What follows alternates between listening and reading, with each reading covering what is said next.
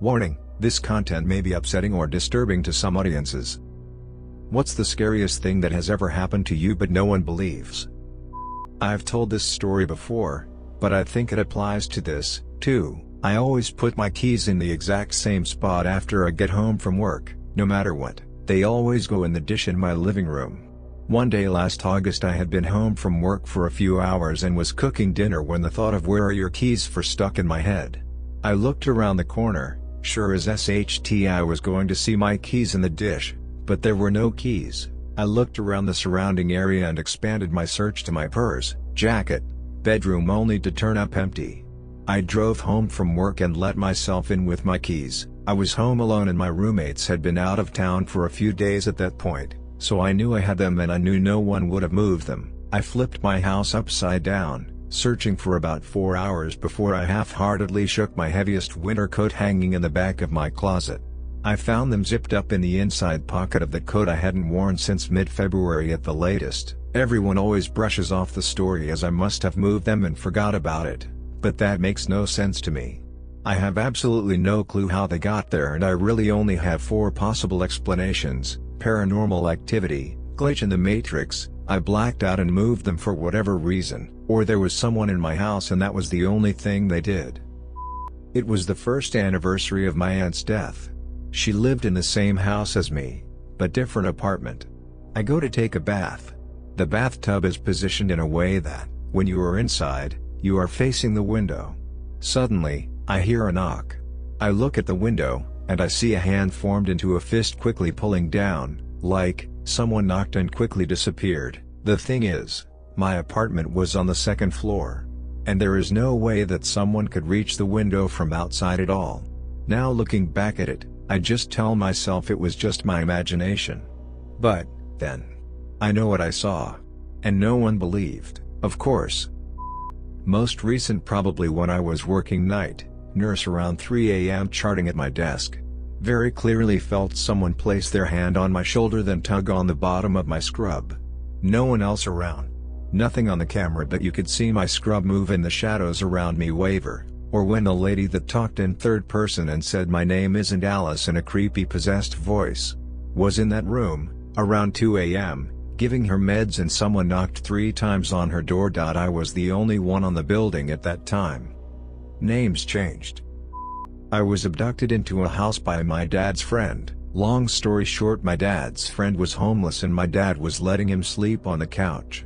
I never thought anything about it, but I would go to my room with towel on, but I'd usually pass by him on the couch. This would become a much bigger deal in the future. This guy kept going on about his daughters and how he wanted me to meet them. They were a couple years older, 14 to 16, but being a young kid I figured I'd just meet new friends. He lived with us for a couple months, until one day while walking to school he calls me from across the street. I lived probably 1.5 kilometers from my house but a straight shot in a pretty busy road. He ended up luring me into the house saying his daughters lived there and they wanted to meet me. He literally gave me a tour of this house, but I kept asking him questions like where they were and who was their mom. He alluded that they were showering in the basement. Instantly I felt a bad vibe and just sat on the couch in the living room, refusing to go into the basement. I started panicking because I could see the time and knew I was late for school. At this point he brings up that he thinks I'm coming on to him because I walked past him in my towel. I was so thrown by it just said no and told him I had to go. He asked for a hug and rubbed my thigh in a sexual way. I literally ran out the door. I was raised very old school and was so scared to get into trouble I literally went back to school. When I went home I told my parents, not realizing how big of a situation it was, and they called the police. I came to find out that wasn't even his daughter's house. He literally broke into a house on my way to school to lure me into. Even though the police were involved and the guy literally left everything at parents and never came back. Years later my parents befriend his brother and eventually him again. And his brother kept denying that it ever happened and my parents started questioning it too. Lamau. So I don't know if this fits. But one night, as a kid, I had a dream that my friends and I would go find crayfish. No big deal. In that dream we found crayfish, carried them in buckets. We did this often. But in the dream my cousin slipped on the rocks and hurt his arm. And I woke up. The next week we all went out and my cousin slipped on the rocks and broke his arm. It freaked me out for months. I almost drowned/choked to death. I was at the pools with my family and inhaled a lot of water on accident. I couldn't breathe and I couldn't cough it out. Panicked and went to my sister to signal I was choking, and she thought I was being an idiot. I remember her looking at me and saying, "You, stop being a dickhead," or something along those lines. Went to my little brother and he realized I wanted him to whack me hard in the back, coughed up all the water. Sister still doesn't believe me that she basically called me dying cringy. I was almost the victim of sex trafficking. It went so far that I became engaged to the guy who relentlessly worked on trafficking me, but I had no idea until years later. When I got stuck under 3 to 4 inch thick ice and broke a shard off of my glasses to score a circle that I could bust through. Not sure if the scariest. I have most of my childhood blacked out lol, but grew up for a while in this shitty apartment complex in a bad part of Cali, early 2000s. One night my little kid self woke up in the middle of the night, went out to get something to eat I think. Not really sure but I'm guessing. Took one look to the living room. Huge strange man is kneeling next to the TV. Big mustache, has a gun. We just stare at each other. I slowly walk back into my room and go to sleep. Next morning I tell my mom what happened and she calls the police. The part no one believes is the dude took our f-king weed, but not the little sensor thing that it needed to actually work. I don't even want to say it cause of how ridiculous it sounds, but it 100% happened. I was abducted by aliens. An out-of-body experience which I hope is never repeated. Almost crapped myself in fear. I was about 11. Maybe younger, hard to remember, and was sick at school, in the nurse's station, called a sick room at my school. Laying on the camp bed, feeling just generally weird, looking out the very tall thin windows that are typical of Victorian schools in the UK, then I felt this strange, I can only call it a juke to the side, but mentally, and I saw myself outside the window, looking in, and at the same time I was looking out from the bed through the window at myself. Floating outside, apparently I yelled, but I don't remember that part.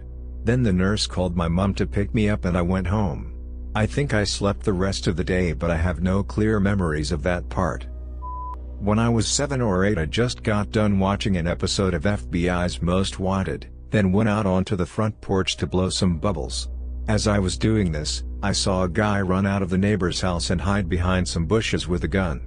Then I realize I hear police sirens getting closer, before they suddenly stop before they get to my street. The guy looks over at me, makes the shush gesture, then runs across our lawn to the other neighbor's yard. To this day, and I swear to God this is true, I recognized his face as one of the guys on America's Most Wanted. Don't remember who. As far as I know the cops didn't find him, and no one in my family believes that it happened. I was frozen in fear/shock until he ran out of my sight, at which point I ran back inside and told my parents what I saw. I don't blame them for not believing me, but at the very least, I did see a wanted criminal run across our yard that day. I broke my tooth in half with a frozen French fry. Back in the 90s I was on the track team in high school. After school we would run 5+ miles down the dirt road just on the outskirts of town because it was near the school. Around the time there had been reports of a man in a white pickup that tried to kidnap a couple of girls walking home from school in our town. I wasn't feeling well one day and fell behind my teammates during one of our after-school runs. I'm running alone along this quiet dirt road when a white pickup slows down next to me. The guy started up with some friendly chit-chat about the weather and stuff. I was terrified but tried my best to appear calm and unsuspecting, all the while trying to plan my escape. He started asking me my name, I gave a fake one, age, where I lived, etc., and asked which way I was heading. I lied and told him I was going to head right at the turn up ahead and run a few more miles that way. The turn was actually the turnaround point and then I would head back the way I came. He bid me a good day and drove on up ahead and turned right, where I told him I was heading. As soon as he disappeared around the corner, I turned around and ran faster than I ever had in my life. It was probably a good 2 miles back to the school. I kept looking behind me in case he came back that way, in which case I would run into the woods and hide until he passed. Thankfully, he never did come back that way. I always wonder if he was waiting somewhere along that false route to approach me again. I made it back and told my teammates about it and they didn't believe me. They didn't exactly call me a liar, but I could tell they thought I was making it up, maybe because we had been talking earlier about hearing it in the local news. I caught a couple of them exchanging looks, and others barely responded at all. The more I tried to convince them, the more I sounded like I was clinging to a lie. I just dropped it and re-signed to be thought a liar. Still pisses me off that nobody believed me. My coach didn't even seem to believe me, he just kind of shrugged it off. I should have told the police about it, but I was so ruffled about not being believed that I just let the whole thing go. When I was around the ages 4 and 5, I would constantly see weird things in my bedroom at night.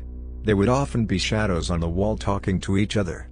It happened so often that I just took them to be normal occurrences. I saw sorts of weird things at night, but the shadows were one of the things I saw most often. One night in particular, I was dreaming about being in a large landscape of rolling green hills. Dotting the hills were odd buffalo-type creatures. Something seemed off about them. They seemed unnatural, evil, and slightly monstrous. I started to get scared and woke up. Laying in my bed, I turned over and saw a horned shadow figure on the wall directly above my door. I tried to ignore it and flipped back over. I could feel it watching me and kept flipping back, hoping it would be gone, but it was always there. It was staring and smiling. After a while I couldn't take it anymore, so I started yelling for my mom. As soon as she came in, it vanished. I have no good way to explain the things that I saw as a child. There seemed to oftentimes be a blurring between my dreaming state and awakened state, so I may have just had a very active and odd imagination to the point where I was truly hallucinating on a regular basis. When I was about 6 years old, I had had enough of the crap, so I remember opening the front door of our house and screaming, "Get out!" to everything that was bothering me.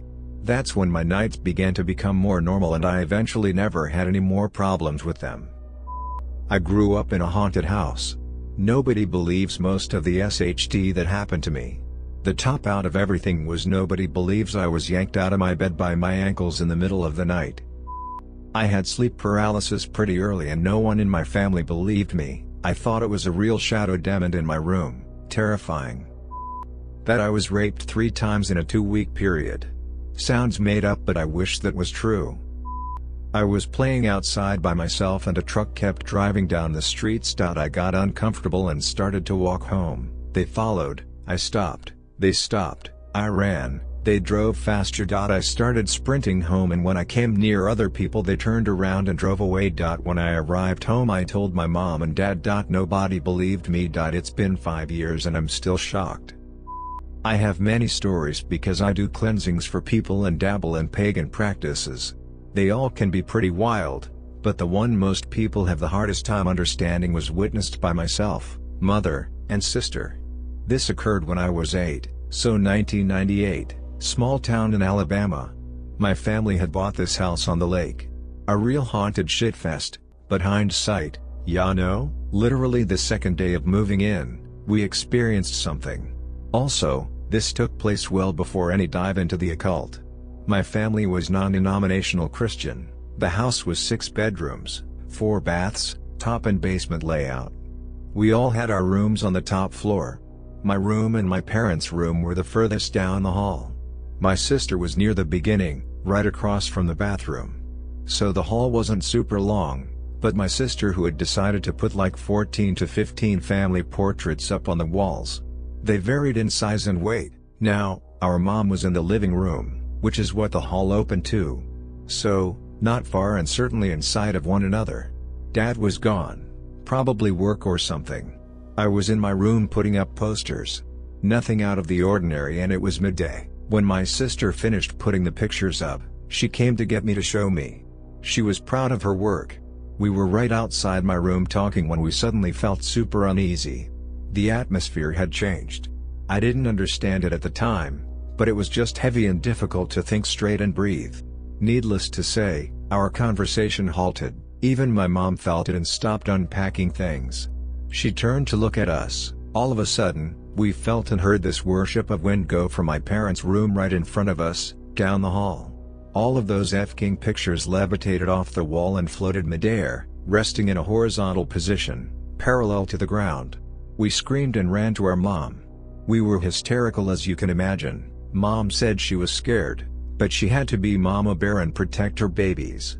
She said firmly, "Stop. You are scaring my children. She also told it to leave because it was not welcome here. If you made it to the end of the video, thanks for watching. Don't forget to like, subscribe and share, and we will see you in the next video.